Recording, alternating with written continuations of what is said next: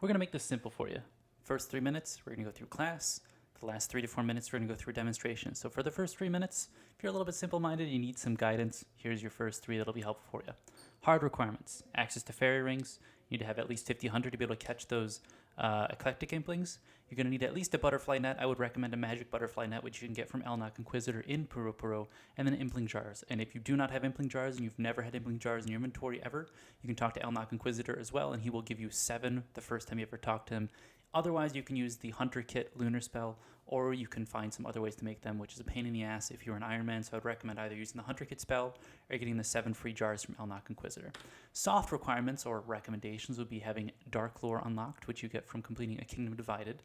Access to a house with Dark Altar and a Fairy Ring. That's probably something I would recommend pretty highly, because if you're going to be getting medium clue scrolls and doing them immediately afterwards, you want to be able to switch between the spellbook of Arceuus and the standard spellbook fairly frequently, and so it's very helpful to have that. And having the Fairy Ring in your house makes it a lot more efficient. Again, not a hard requirement, but it's something I would recommend. Teleport to house tabs, since you also will be on a different spellbook when you're in Puro-Puro. You want to have a house tab to teleport you back to your house, so you can swap your spellbook back to your standard one, so you can go to your clue scroll more easily. And then your best magic gear. The best magic gear helps you when you're actually casting Dark Lore or Entangle, because they can splash on implings, and if you have higher magic attack bonus, then you'll have a higher chance of landing those abilities. So they will splash less often, making you less frustrated. And then obviously being on the Arceuus spellbook, because you need to use Dark Lore in my recommendations here. As for the steps, we're going to go through 1 through 6. First, get dressed and pack your bags. This is if you only have 7 of these impling jars. You would just put 7 in your inventory. You would go to Puro-Puro, fill all 7 of them with random implings and trade them in. But you see I have maximum magic gear, and then at least 7 impling jars in my inventory. I brought a little snack, the purple sweets in this example. Just I get a little bit snacky on the way, so sometimes I like to chew on something. Then we're going to teleport to Puro-Puro. So we're going to go to our house, swap to the Arceuus spellbook, teleport to Zanaris, and then enter Puro-Puro. Then we're going to do some Indiscriminate Kidnapping. This is in the example where you brought 7 impling jars and not a full inventory, or 21. So you're just going to fill those 7 impling jars with 7 random implings. Don't be racist. Pick any ones you want. And then we are going to go ahead and trade them in to Elnock Inquisitor. We're going to do some impling trafficking. We're going to trade him in 1 filled impling jar for 3 empty impling jars. And so that turns that 7 impling jars you brought to Puro-Puro into 21. And then we're going to want to make sure we leave 2 open inventory spaces. That's because you cannot open an inventory jar, or you cannot open an impling jar unless you have at least 2 open inventory spaces. That's because you can get an item from it, and then also a clue scroll, and it will yell at you if you try to open it with less than 2 open inventory spaces. So we want to just leave those there for convenience. Then you're going to go ahead and pick your favorite spawn, your favorite Eclectic Impling spawn point within Zanaris, or Puro-Puro more specifically, and you're just going to stand there and catch them on cooldown. If they run away, you're not going to chase them over the magical wheat. Instead, you're going to use Dark Lore to pull them back to you. This prevents you from having to wait for that animation, and it also is a little bit more convenient overall, saves you a bit of time. And then the biggest step here is you are going to open all of the jars in Puro-Puro until you get the medium clue. You're not going to go back to the bank with all the jars and then open them there. You're going to open them in Puro-Puro until you get the medium clue, and then you will fill your inventory with Eclectic Implings afterwards.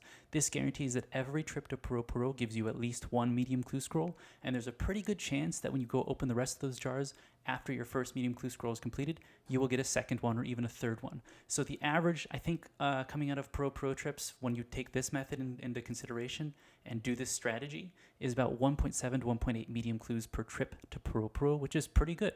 And if you follow this strategy all the way across the board, it's about 6 to 10 medium clue scrolls per hour completed from end to end, which is pretty good for an Ironman. That's maybe about 20 hours for Ranger's Boots, which is god-awful in a lot of people's minds, but hey, you know what? You get lots of cool stuff on your way.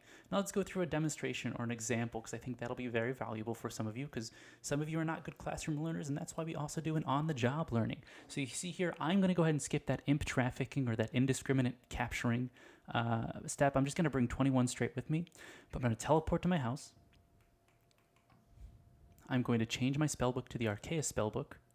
I'm also going to equip it's the lunar staff so that I can actually use the fairy ring, because I do not have my Lumbridge Elite Diaries done.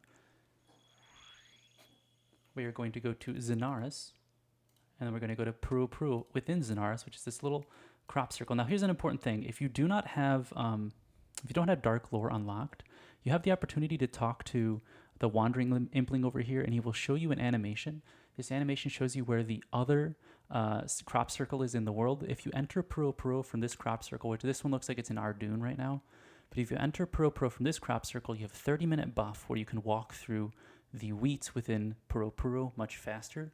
But because we're not walking through the wheat much at all, because we're using Dark Lore, it's not really much of a convenience for us. So for me to go all the way out of my way to go to Arceuus to enter the crop circle there, I'm not going to bother. I'm just going to enter it from here. More convenient that way.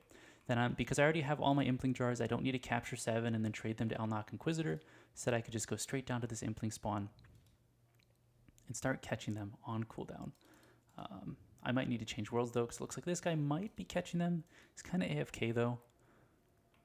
We'll see. This might be him. Now, sometimes I have them tagged and sometimes I don't. I think that one is tagged, but it's not showing appropriately. But that's okay. So it depends on, you know, how Rune Lights work in the day or not. But we'll just, I could chase him, but I'm worried he's going to run away. So we're just going to demonstrate how Dark Lore works. Hey, I hit him with Dark Lore. He's going to move. He's going to walk over to me. We're going to catch this Impling, and hopefully he'll spawn here in a second. There he is. So we'll just keep catching this Impling over and over again. Now I am going to, again, open these as we go. Oh, there he goes. He runs away. He spawned the other direction. Rather than chase him over the wheat, we're just going to tell him, hey, come here. Come back to my house. We're going to catch you. Haha, you've been abducted. It's mine. Give me your treasures. The treasures are worthless. Well, they're actually pretty valuable, but for me, they're worthless because I'm an Ironman, and the extra inventory space to be able to open these later on is more valuable to me than you know, building up maybe a couple thousand GP worth of planks. If I was on a normal account, I might not want to leave those on the ground because they do have some value, but probably would still, just because it's more convenient just to have that open space.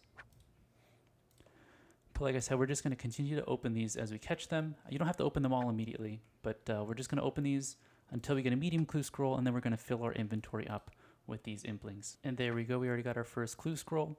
Now we're just going to fill up our inventory with the rest of the Implings here. And you can see on the bottom here, right on this this report abuse bar where I have the timer, that's how long I've been logged in. So you can actually look back and see how long it took me to get one clue scroll down here with this method. And then if I go ahead and fill up the rest of my inventory, you'll probably notice it's only a couple of minutes. You get a full inventory of Eclectic Implings and a medium clue scroll. So you can see this is pretty efficient for actually getting these medium clue scrolls and getting these Implings captured. So I hope this is valuable for you. I hope this provides some useful tools. And if you ever need to look back to figure out what all the steps are, you know that the first 3 minutes of this video are perfect for you, and you probably don't need to watch the demo again. Thanks for watching. I hope you enjoyed it. Bye.